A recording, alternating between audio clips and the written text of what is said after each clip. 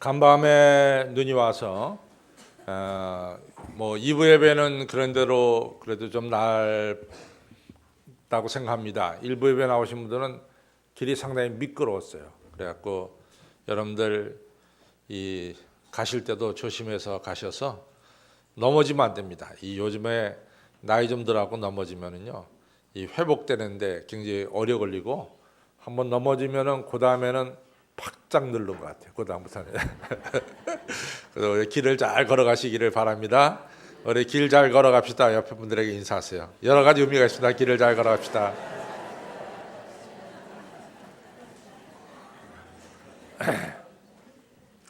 제가 이제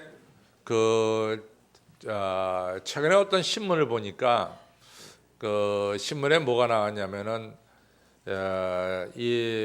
우리가 이제 직장에 취직하잖아요. 직장에 대기업에 취직해가지고 그 대기업에서 임원이 되는 것, 전무, 상무, 뭐 부사장, 사장 이렇게 임원이 되는 데는 어느 정도의 비율이 되느냐? 그분이 말씀하기를 쓰기를 100명이 이같이 입사하면은 20년에서 24년 뒤에 되게 임원이 되는데 그 20년에 24년에 임원되는 비율이 0.8%랍니다. 그러니까 100명이 입사하면은 한 명도 안 된다는 거죠. 그래서 우리에게 임원하신 분들은 여러분들은 100대 1의 경쟁을 뚫고 우리 교회도 전무, 상무, 사장님들이 많이 계시는데 여러분들이 되었습니다. 근데 이제 그분이 쓴 거래 보면은 과거에는 임원이 되는 데는 이 성과를 많이 내면은 임원 되기가 쉬웠대요. 근데 요즘에는 임원 되는 게 성과라기보다는 제일 먼저 중요하게 여겨지는 게 열정이랍니다. 그래서 얼마나 그 사람이 열정적으로 일하느냐. 또 두 번째로는 뭐를 보냐 하면은 그 사람의 인간관계를 본답니다. 상사와 또 주변 사람들과 자기 밑에 있는 부하들과의 관계가 얼마나 이같이 잘 조화로운 관계를 가지고 일하느냐. 이것을 본다는 거죠. 또 세 번째 보는 것은 자기가 맡겨진 일이 있잖아요. 근데 그 맡겨진 일 외에 다른 사람의 일들도 이같이 협조해 주는 사람들, 그러니까 자기 일만 하고 딱 돌아가는 사람이 아니라 다른 사람의 일도 돌봐주는 사람이 이처럼 임원되는 그런 조건 중에 하나가 된다. 이런 얘기를 하고 있어요. 근데 제가 왜 그 글이 이렇게 눈에 확 들어왔냐면은 사실은 그 다음 주간에 제가 그 군산에서 우리 목회자들 교육자 수련회가 있었습니다. 목회자 수련회. 그때 이제 저보러 와서 강사로 얘기하라 그래서 뭘 말씀 전할까 많이 생각하는 중에 그 글이 딱 띄어서 이제 마음에 이같이 새기고 그리고 이제 군산으로 갔죠. 그래서 이제 사실은 제가 이제 93년도에 나와서 전범교회 담임 목사로 있을 때는 그런 생각 별로 못했지만은 지금 제가 2014년도 또 앞으로도 그렇겠지만은 제 생각에는 뭐가 많이 들어있냐면은 앞으로 미래에 우리 한신교회가 어떤 지도력 속에서 나아갈 것인가 이런 생각이 사실은 상당 부분 제 머릿속에 차지하고 있습니다. 이제 그러면서 이 군산교육자들에게 제가 이런 말씀을 드렸어요. 여러분들이 정성 들여서 지금 힘을 다해서 교회를 섬기는데 여러분들이 그 교회를 섬기다가 은퇴 시기가 돼서 은퇴할 때쯤 되면은 여러분들의 교회의 후임자들, 후계자를 누구를 세웠으면 좋겠습니까? 이런 생각을 좀 해보셨습니까? 하면서 제가 물어봤어요. 그래서 이제 예를 들기를 A라는 사람이 있고 B라는 사람이 있는데 A라는 사람은 머리가 아주 뛰어나고 그리고 특별한 아이디어를 늘 가지고 있고 사람들이 깜짝 놀랄 아이디어를 가지고 있고 또 일을 할 때는 열정적으로 일하고 또 일도 말끔하게 잘 매듭지는 사람인데 이런 것이 그분한테는 장점인데 그분에게 단점을 들라 그러면은 그분에게 단점은 좀 들쑥날쑥하는 단점이 있다. 들쑥날쑥, 다시 말해서 이 한결같지 못하다, 이런 단점이 있다. 이것이 A가 가지고 있는 것이고, 또 B라고 하는 사람이 있는데 그 사람은 한마디로 말해서 성실한 사람이다. 그럼 뭐 특별하게 머리는 좋지 않지만은 성실하고 꾸준하고 그리고 한결같은 사람이다. 그분에게 단점이 있다면은 특별한 아이디어를 내놓지 못하는 것이 그분에게 단점이다. 여러 목사님들은 A와 B 이 두 사람 중에 후임자를 여러분들이 선택한다면은 누구를 선택하겠습니까? 라고 물어봤어요. 목사님들이 다 뭐라고 대답할 것 같아요? 예? 예? B. 유장남이 B 같아요? 예. 대부분의 목사님들이 B를 선택했어요. 그래서 대부분의 목사님들이 후임자를 선택할 때는 굉장히 꾸준한 사람을 선택하는 것 같다. 한결같은 사람을 선택하는 것 같다. 그렇게 결정됐습니다. 사실은 이제 모세가 이 40년의 사역을 끝내고 후계자를 세울 때 저는 여호수아만 후계자가 있다라고 생각하지 않습니다. 여호수아 외에도 많은 후계자가 그 당시에 있었을 거예요. 그런데 모세가 후계자를 여호수아로 세웠죠. 여호수아를 세운 이유가 뭘까? 여러 가지가 있지만은 그 중에 하나는 여호수아는 40년 동안 한결같이 모세를 잘 섬겼어요. 그것이 여호수아의 장점 중에 장점입니다.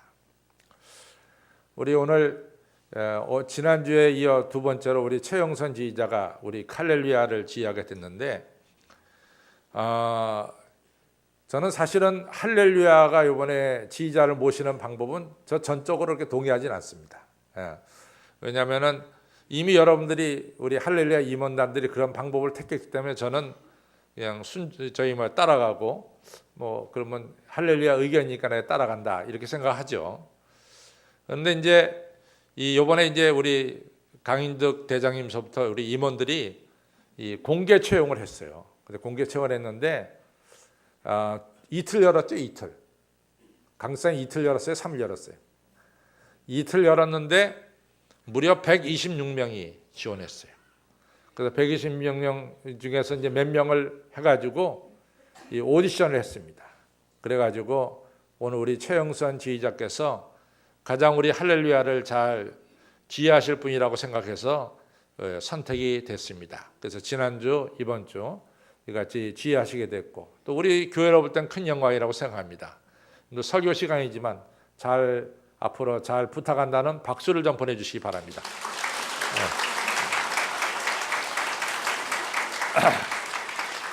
저는 왜 그 방법을 그렇게까지 좋아하지 않냐면은 사람이 말이죠.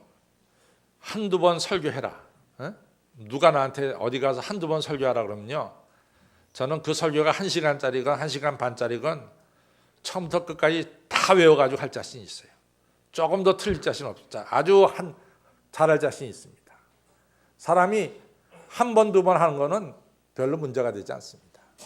그 사람이 얼마나 꾸준하게 잘하느냐, 한결같이 잘하느냐, 그것이 중요해요.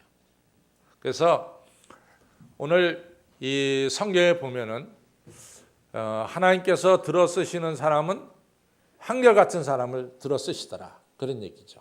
그래서 여호수아가 들어 쓰임 받는 것도 결국 한결같습니다. 우리가 이사야서 26장 3절에 보면은 하나님께서 심지가 견고한 사람을 평강에서 평강으로 인도하시나니 그가 여호와 하나님을 의뢰함이었더라, 이렇게 말씀하고 있어요. 하나님께서 누구를 들어 쓰시느냐? 한결같은 사람입니다. 심지가 견고한 사람입니다.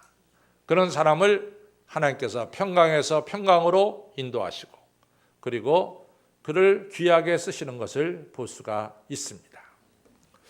성경에서 말이죠. 이같이 한결같은 사람들의 대표자가 누구냐라고 묻는다면은 저는 이사야를 좀 꼽겠어요. 많은 사람이 있겠지만 이사야가 이 선지자로 부름받은 것은 우시야 왕이 죽던 해에 선지자로 부름받습니다. 그때가 정확하게 연대를 보면은 주전 742년이 되겠어요. 그때 부름받습니다. 근데 이사야가 이 선지자 노릇을 하는데 우시야 왕이 죽죠. 그 다음에 요람 왕이에요. 요람 왕 때도 선지자 일을 했습니다. 요람이 죽고 나서 아하스 왕입니다. 아하스 왕 때도 선지자 노릇을 하셨어요. 아하스 왕이 죽고 그 다음에 히스기야 왕이에요. 히스기야 왕 때도 했어요. 무려 이사야는 4명의 왕 때 선지자 노릇을 했습니다. 그래서 이 이사야가 죽던 해가 주전 700년이거든요. 그래서 42년 동안 한결같이 하나님 말씀을 대언한 분이 바로 이사야입니다. 우리가 이제 선지자 하면은 선지자 남들의 이 닉네임이 있어요. 그래서 예레미야 하면은 우리가 예레미야를 뭐라고 부릅니까? 눈물의 예언자라고 불러요. 그렇죠? 에스겔하면 에스겔은 바벨론 포로 시대에 바벨론에 가서 예언 활동을 했고 또 환상을 본 예언자입니다. 그래서 에스겔서에 보면 에스겔이 본 환상에 대해서 쭉 나오고 있어요. 환상과 이상을 본 예언자가 바로 에스겔이죠.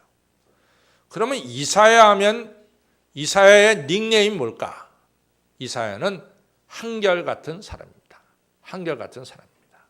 그래서 구약에 나오는 한결같은 사람 하면은 이사야 선지자가 떠오를 수가 있습니다. 또 하나 우리가 구약의 한결같은 사람하고 뽑으라 그러면 저는 다니엘을 뽑겠어요. 다니엘은 사실은 이스라엘 사람들이 바벨론 포로로 597년에 1차로 끌려갔는데 그 전에 끌려갔어요. 어린 나이로. 그래가지고 다니엘이 바벨론에 있는 동안 나라가 3번 바뀝니다. 바벨론에서 메대, 메대에서 페르시아로 이 지배자가 바뀌어요. 근데 이제 다니엘이 이 오랫동안 바벨론의 포로 생활하면서 다니엘은 한결같았어요. 다니엘서 1장에는 우상에게 놓여진 음식을 먹지 않았습니다. 아무리 기름진 음식이라도 하나님의 율법대로 그 다니엘은 음식을 먹지 않았어요. 물론 다니엘 3장은 다니엘은 거기 빠지지만은 그들은 금신상 앞에 죽어도 좋다 하면서 절하지 않았어요. 또 다니엘서 6장에는 다니엘은 그가 하루에 3번씩 하나님께 기도하는 그 하나님과의 약속을 어떤 경우에도 지킨 사람이 바로 다니엘입니다. 이렇게 다니엘이 한결같이 하나님을 섬기니까 하나님께서 다니엘을 축복하셔서 이 바벨론 지배 때도 총리, 메대가 지배할 때도 총리, 그 다음에 페르시아가 지배할 때도 총리로 일했어요. 이처럼 다니엘은 구약에 나오는 또 하나의 한결같은 사람이다. 이렇게 볼 수가 있습니다. 신약에 와서 한결같은 사람을 꼽으라. 그러면 저는 사도 바울을 꼽겠어요. 사도 바울은 사도행전 9장에서 다메섹에 올라가다가 예수님부터 부름 받죠. 그렇죠? 그 다음부터 이 사도 바울은 그가 로마에서 순교할 때까지 한결같은 사람이었어요. 변화가 없었습니다. 그래서 오늘 이 디모데후서 4장은 이 사도 바울이 죽기 전에 쓴 글이잖아요. 내가 관제와 같이 부음 받을 때가 왔다. 내가 떠날 때가 이 손에 잡힐 정도로 내가 죽을 때가 가까이 온 것을 내가 안다. 그러면서 사도 바울이 말하기를 지금까지 살아온 생애를 보니까 나는 선한 싸움을 다 싸우고 달려갈 길을 마치고 그리고 내가 믿음을 지켰다. 그러니까 틀림없이 의로우신 재판장께서 나에게 의의 면류관을 주실 것이다. 이렇게 얘기하고 있습니다. 실제로 사도 바울은 그가 부름받은 그 순간부터 로마에서 순교할 때까지 그가 변함이 없이 선한 싸움 다 싸우고 달려갈 길을 마치고 믿음을 지켰습니다. 이 사도 바울에 대한 것은 사실은 예수님 믿지 않는 사람들도 사도 바울에 대한 평가가 좋습니다. 니체 하면은 무신론주의자죠. 이 니체가 말하는 것은 오늘날 기독교가 이같이 세계화되는 데 있어서 이 사도 바울 같이 천재가 기여한 것이 많다. 사도 바울이 기여한 것이 많다. 이 사도 바울의 이 수고를 무신론자 니체도 인정하고 있습니다. 역사학자 아놀드 토인비도 말하기를 사도 바울이 가는 곳에 그 도시가 변화가 되었다. 이렇게 이 아놀드 토인비도 이 사도 바울에 대한 아주 좋은 평가를 내리고 있습니다. 실제로 사도 바울은 정말로 그가 로마에서 순교할 때까지 변함없이 한결같이 하나님의 복음을 증거하는 위대한 사도였습니다. 그래서 우리가 오늘 보면은 의의 면류관은 누가 받느냐? 의의 면류관은 뭐 특출나게 머리가 좋은 사람이 받는다. 그런 게 아니죠. 의의 면류관은 누가 받느냐? 사도 바울처럼 한결같이 선한 싸움 다 싸우고 달려갈 길 마치고 변함없이 믿음을 지킨 자가 의로우신 재판장 앞에서 의의 면류관을 받게 되는 것을 우리가 알 수가 있습니다. 그런데 이제 디모데후서 4장은 이같이 이 사도 바울의 좋은 이야기만 나오면서 끝나는 게 아니라 우리가 6절, 4장 6절, 7절, 8절 거기까지 이제 의의 면류관에 대한 이야기가 나옵니다. 9절, 10절에 가서 조금 이야기가 달라져요. 10절에 가서 특별히 디모데후서 4장 10절에 가서는 사도 바울이 이런 얘기를 하죠. 뭐라고 얘기하냐면은 대만은 이 세상을 사랑해서 나를 버리고 데살로니가로 갔다. 다시 말해서 대만은 끝까지 사도 바울과 함께하지 않았다. 이것이 바로 오늘 4장 10절에 나오는 이야기입니다. 대만은 도중 하차했다. 이런 얘기입니다. 여러분들 우리가 성경을 읽으면서 잘 유심히 봐야 될 게 뭐냐면은 우리 예수님의 마음을 우리가 섭섭하게 하는 게 뭐냐 이걸 좀 알아야 됩니다. 우리가 요한복음 6장에 가서 보면은 뭐가 나오냐면요. 요한복음 6장에 예수님께서 오병이어로 5천 명을 먹입니다.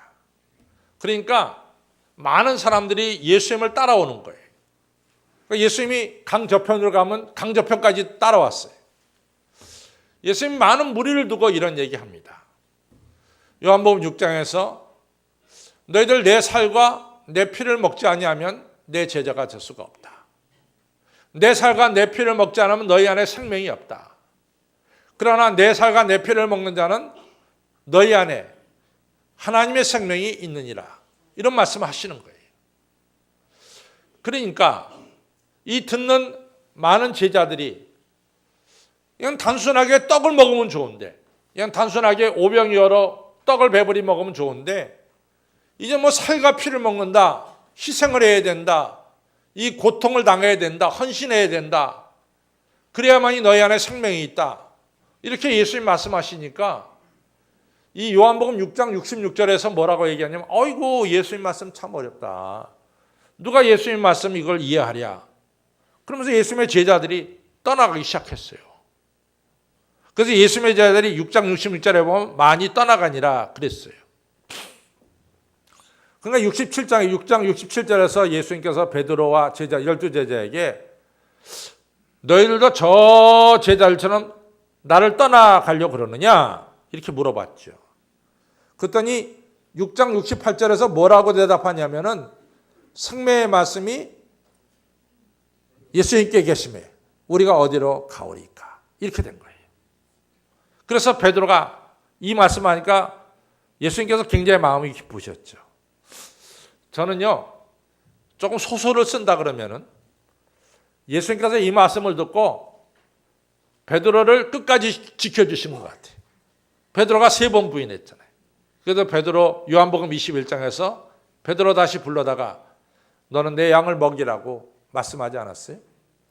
이처럼 우리 하나님께서는 이 한결같은 사람, 끝까지 주님을 열심히 섬기는 사람들을 귀하게 보신다는 것을 기억하시기를 바랍니다.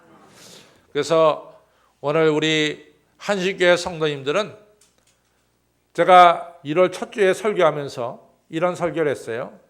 우리 앞에는 산도 있을 것이고 우리 앞에는 골짜기도 있을 것이다. 산을 올라갈 때 교만하지 마시고 또 골짜기를 내려갈 때 절망하지 마십시오. 이런 말씀을 제가 드린 적이 있습니다. 여러분들 2014년을 지나면서 한결같이 선한 싸움 다 싸우고 달려갈 길 잘 달리시고 믿음을 지켜서 여러분 모두는 의의 면류관 받으시기를 주님의 이름으로 축원합니다. 네. 오늘 이제 대마가 왜 도중하차하게 됐느냐? 성경은 정확하게 얘기하고 있습니다. 대마는 이 세상을 사랑해서 나를 떠나고 데살로니가로 갔다. 이런 얘기를 합니다. 여기서 이 세상이라고 하는 말은 적어도 성경에는 세 가지 뜻이 있어요. 세 가지. 하나님이 세상을 창조하셨어요. 그렇죠? 그래서 하나님이 창조한 세상, 산과 들과 바다와 나무와 여러분과 저, 이것을 통틀어서 뭐라고 부르느냐? 하나님이 창조한 세상이라고 부릅니다. 또 요한복음 3장 16절에 보면 하나님이 세상을 이처럼 사랑하사 독생자를 주셨으니 누구든지 저를 믿는 자는 멸망치 않고 영생을 얻게 하려 하심이라. 그랬죠? 그러니까 하나님이 창조한 여러분과 저, 하나님의 형상대로 창조한 여러분과 저를 또 하나님께서는 세상이라고 부르고 있습니다. 또 하나 세상은 우리 로마서 12장 2절에 너희는 이 세상을 본받지 말라라고 할 때 이 세상을 본받지 말라는 세상은 뭐냐? 그것은 여러분과 우리와 하나님 사이를 이 간격을 벌리는 세상입니다. 그래서 요한 1서 2장에 보면 너희는 이 세상을 사랑치 말라. 만약에 너희들이 이 세상을 사랑하면 너희 안에 하나님의 사랑이 없느니라. 이 세상은 뭐냐? 육신의 정욕과 안목의 정욕과 이성의 자랑이니라. 이렇게 말씀하고 있어요. 이 세 번째 세상은 뭐냐? 우리로 하여금 하나님에 대한 사랑을 점점 멀어지게 만드는 세상이에요. 하나님에 대한 관심을 멀어지게 하고 얼로 쏠리게 만들어요. 육신의 정욕과 안목의 정욕과 인간의 자랑으로 쏠리게 만드는 것이 세상의 자랑입니다. 바로 이 대마를 갖다가 넘어지게 만드는 게 뭐냐? 육신의 정욕과 안목의 정욕과 이성의 자랑이에요. 우리로 하여금 하나님께 더욱더 충성하게 만들어야 되는데 하나님께로부터 점점 멀어지게 만드는 것이 다 뭐냐? 이 세상이라고 말이에요. 그것이 대마로 하여금 넘어지게 했어요. 성도 여러분, 여러분은 이 한 해를 지내는 동안 주님께로부터 멀어지면 안 됩니다. 선한 싸움을 계속해서 싸워야 됩니다. 아까 처음에 내가 길을 잘 가라 그러셨죠? 우리가 선한 싸움 다 싸우고 달려갈 길을 넘어짐이 없이 잘 달려가야 될 줄로 믿습니다. 그리고 끝까지 믿음을 지키시기를 바랍니다. 또 하나, 대마가 로마를 떠나서 이 데살로니가로 갔어요. 한 가지 제가 여러분에게 좀 여쭤보겠어요.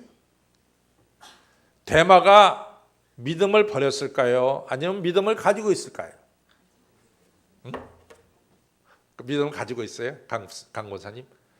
제가 생각해도 대마가 믿음을 가지고 있었어요. 사실은 빌레몬서 한 장밖에 없죠. 24절에 사도 바울이 빌레몬에게 편지를 쓰면서 데마와 아리스토가와 누가가 내게 문안하느니라. 빌레몬서는 사도 바울이 로마 감옥에서 쓴 편지거든요. 그때까지만 해도 데마가 로마에 있었어요.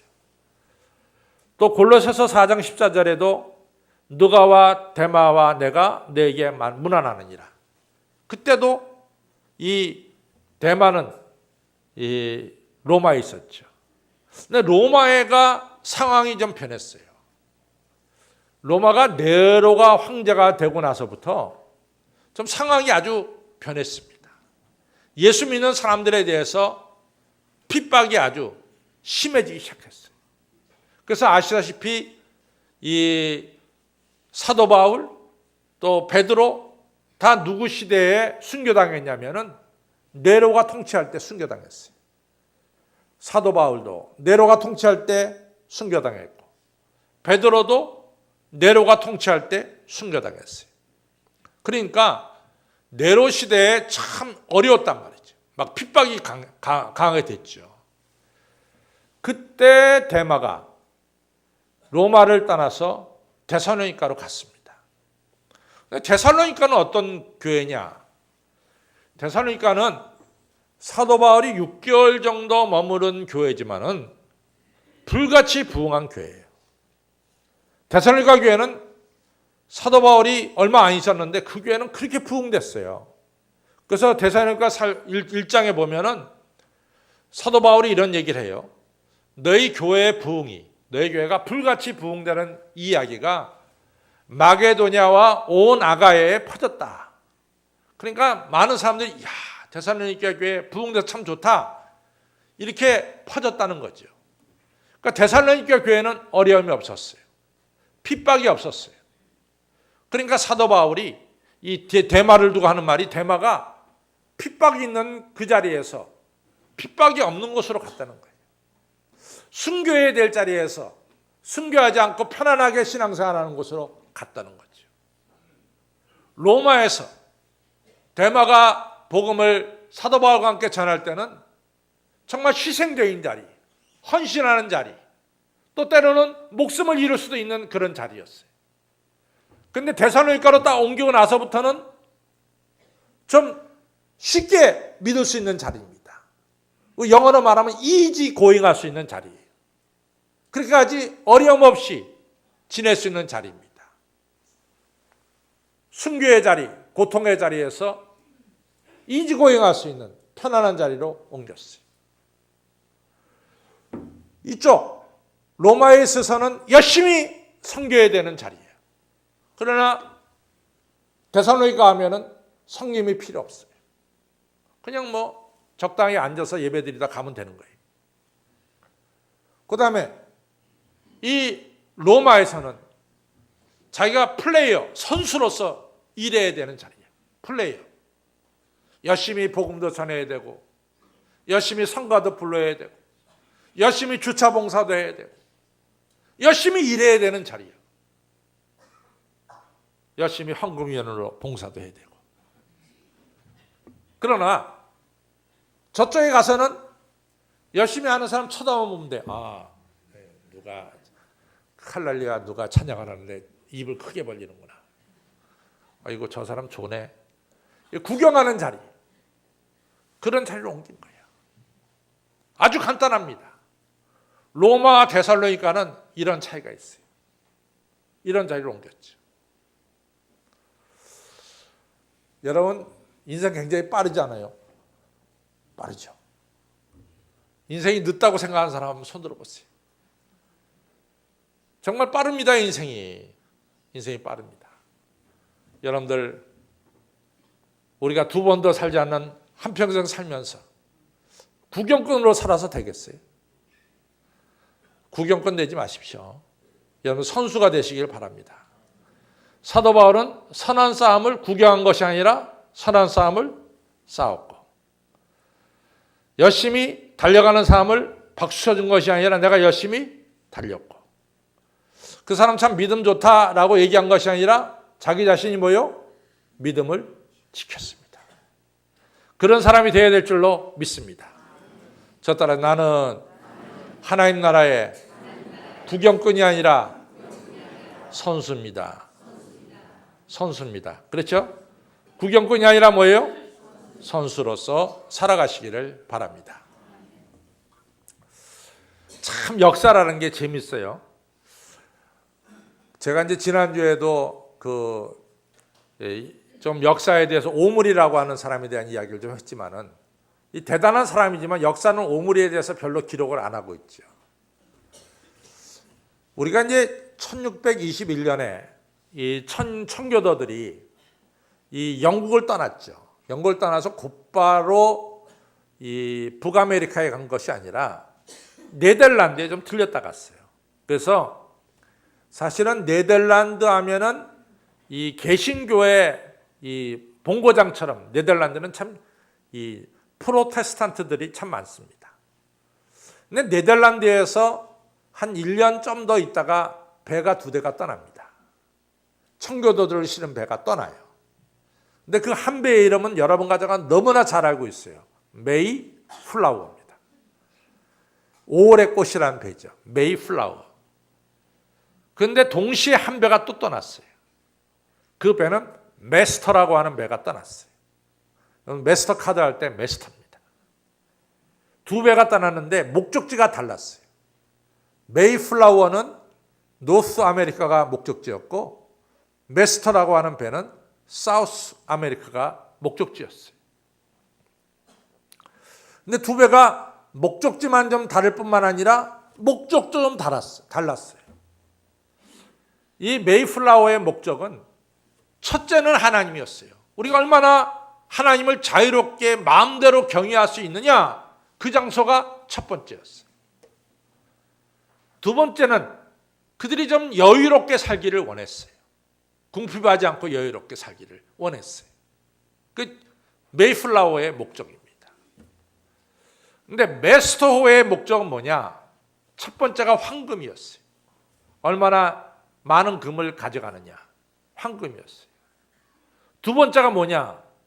2번째가 하나님이었습니다. 참 신기한 것은요, 이같이 하나님이 먼저, 너희는 먼저 그의 나라와 그의 의를 구한 메이플라워는 북미 대륙에 하나님도 찾았고 황금도 찾았어요. 근데 황금을 목적으로 한 메스터호는 역사 속에서 사라지고 말았습니다. 오늘 제가 여러분들에게 얘기해서 여러분들이 네덜란드에서 2배가 떠난 걸 알지, 메이플라워 하나밖에 몰랐잖아요. 자식들도 마찬가지예요. 내 자식에게 먼저 하나님을 심어줄 때 내 자식이 다른 것도 다 잘합니다. 근데 요것이 목적이 바뀌어갖고 너 대학 먼저 붙고 그 다음에 하나님이다. 그럼 대학도 떨어지고 하나님도 잃어버려요. 이상하게 돼요, 그게. 너 먼저 하나님을 잘 섬겨라. 그럼 하나님도 잘 섬기게 되고 또 일도 술술 풀리게 되는 거죠. 사랑하는 성도 여러분, 우리의 첫 번째 목적은 너희는 먼저 그의 나라와 그의 의를 구하시기 바랍니다. 그것이 한결같은 신앙으로 가는 길이에요. 사람이 살면서 많은 영화를 보죠. 근데 이제 항상 이제 사람마다 이렇게 마음에 담겨진 영화가 있어요. 담겨진 영화. 그 중에 하나가 뭐냐면 저는 코바디스라고 하는 영화예요. 코바디스. 코바디스의 영화의 내용은 그렇죠. 베드로가 로마에서 선교했잖아요. 복음을 전했잖아요. 네로 시대에 박해가 막 심하게 됐잖아요. 박해가. 그러니까 베드로의 제자들이 뭐라고 말합니까? 여러분, 항상 베드로하고 바울이 같은 교회에서 일하지는 않았어요. 안디옥에도 보면 베드로가 세운 교회가 있고 사도 바울이 세운 교회가 있고, 로마에도 베드로가 세운 교회가 있고 바울이 세운 교회가 있었어요. 항상 같이 일하지 않았습니다. 교회들이 따로따로 있었습니다. 근데 베드로가 세운 교회의 이 성도들이, 베드로 사도님만큼 예수님을 많이 아는 분이 어디 있어요? 제일 가까이 있어. 생생하게 예수님을 본 분이 베드로 사도님 아닙니까? 그러니 사도님 오래 사셔야 돼요. 예수님은 33세에 승천하시고 우리 곁에 없지만, 그러나 예수님의 그 생생한 것을 갖다가 베드로 사도님만큼 아는 분이 어디 있습니까? 그 지금 죽어서는 안 됩니다. 그러니 어디 지금 환란이 심할 때, 이 폭풍과 한참 내릴 때는 피해야 되듯이 어디 가서 피신하십시오. 지금 죽으면 안 됩니다. 그 말 그럴듯해요? 그럴듯하지 않아요? 그럴듯하잖아요. 그러니까 베드로가 그 말을 듣고 로마를 떠나요. 로마를 딱 떠나는데 외곽에서 누구 만납니까? 예수님 만나잖아. 베드로 깜짝 놀랐어요. 주님 어디로 가십니까? 그것이 코 바디스 도미네. 주님 어디로 가십니까? 예수님 뭐라 그래요? 네가 버려둔 성도들을 위해서 내가 간다. 네가 숨겨야 될 자리에 내가 죽으러 간단 말이지. 베드로가 그 자리에서 엎드렸잖아요. 주여 잘못했습니다. 주님 잘못했습니다. 베드로가 그 길로 들어가서 베드로가 십자가에 거꾸로 순교했어요. 성도 여러분, 우리는 선한 싸움 다 싸우고 달려갈 길 마치고 믿음을 끝까지 지켜서 의의 면류관 받으셔야 될 줄로 믿습니다. 기도하겠습니다. 아버지 하나님 감사합니다. 오늘 저희들로 하여금 이같이 하나님의 전에 모여서 하나님께 예배 드립니다. 저희들 2014년을 시작했습니다. 저희들 이사야 선지자처럼 다니엘처럼 사도 바울처럼 한결같은 하나님을 섬기는 믿음의 사람들이 되게 하여 주시옵소서.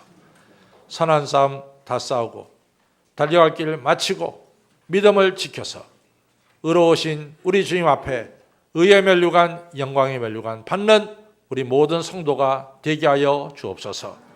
희생의 자리 지킬 수 있도록 도와주시고 성김의 자리 지킬 수 있도록 도와주시고 구경꾼이 아니라 선한 싸움 싸우는 용사로서 열심으로 신앙생활하는 저희 모두 되게 하여 주시옵소서. 감사하며 예수님 이름으로 간절히 기도 올려 싸움나이다. 아멘.